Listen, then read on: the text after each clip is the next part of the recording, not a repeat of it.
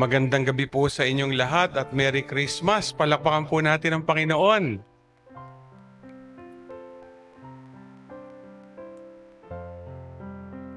It's been 9 days of Misa de Gallo and Simbang Gabi. And I'm sure we have prepared well given this celebration of our Vigil Mass, and of course, Midnight Mass and the Christmas Day Mass tomorrow. Perhaps you will be asking, what is the message of Christmas Day for us? What is the message of Christmas?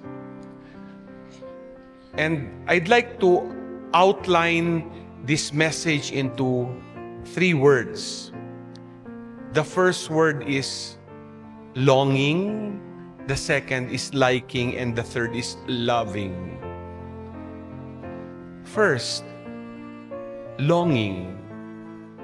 We have been longing to celebrate this night.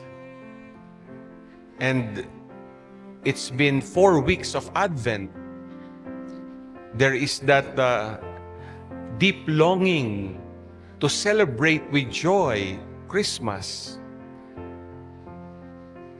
But have you realized that just as we long to celebrate Christmas, it has been actually God longing to be with us. Sabi nga po, mas matindi ang pagnanasa ng Diyos na makaisa tayo, makapiling tayo na manahan sa atin. We look at the history of our salvation, and it has always been that story.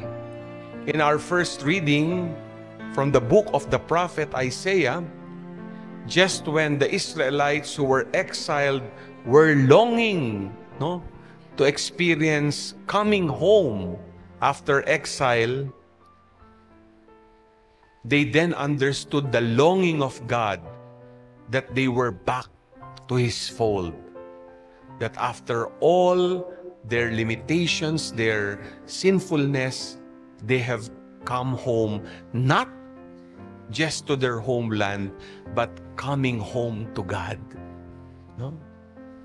The second is liking. We have a God who wanted to be like us, except sin. You see, that longing has a deeper meaning because of the incarnation of the Word becoming flesh, dwelling among us. Isipin nyo, sa tindi ng pagnanasa ng Diyos na mapa sa atin, siya ay naging katulad natin, puwerang kasalanan. He became a human being. He was born from the womb of a mother and experienced what it meant to be a human person. Sabi nga po, pag may ikakasal, di ba? Yung ikakasal, yung nagtataling puso, sabi nila, they become one flesh. And this is what the Lord wanted, to become one flesh with us except sin. And that is how much this longing is expressed. Thirdly, loving. You see, longing may have moved to become liking in a sense of being like us.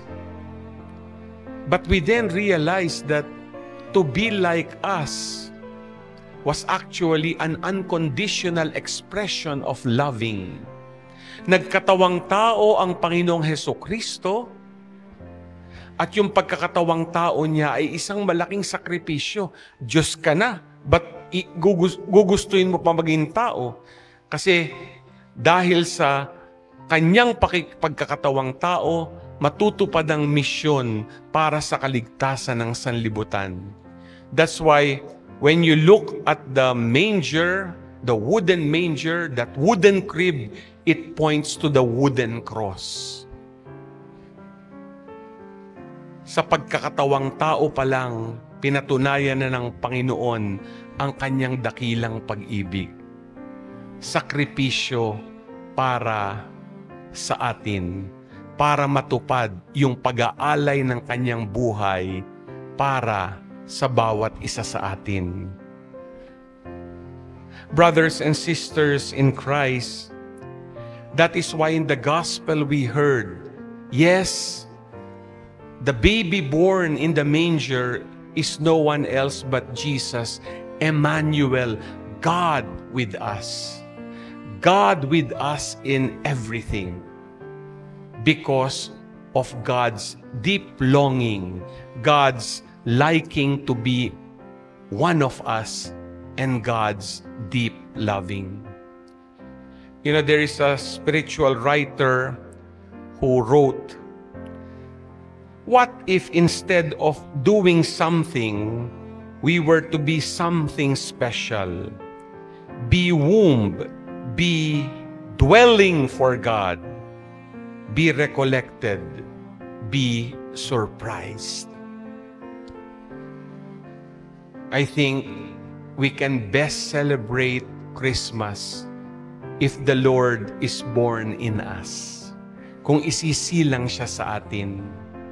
Alam mo, sabi nga nila, pag dumarating ang panahon ng Adbyento, Pasko, at ubili tayo sa maraming gawain, wala namang masama na puro tayo trabaho, may ginagawa para maghanda. Pero ano ba talaga ang gusto ng Diyos? Ano ba ang gusto ng Panginoon? We go back to who Jesus is. Emmanuel, God with us. And He wants us to make our hearts a worthy dwelling place for Him. Alam niyo, pag dumadating ang Pasko, sino ba ang nagse-celebrate ng birthday?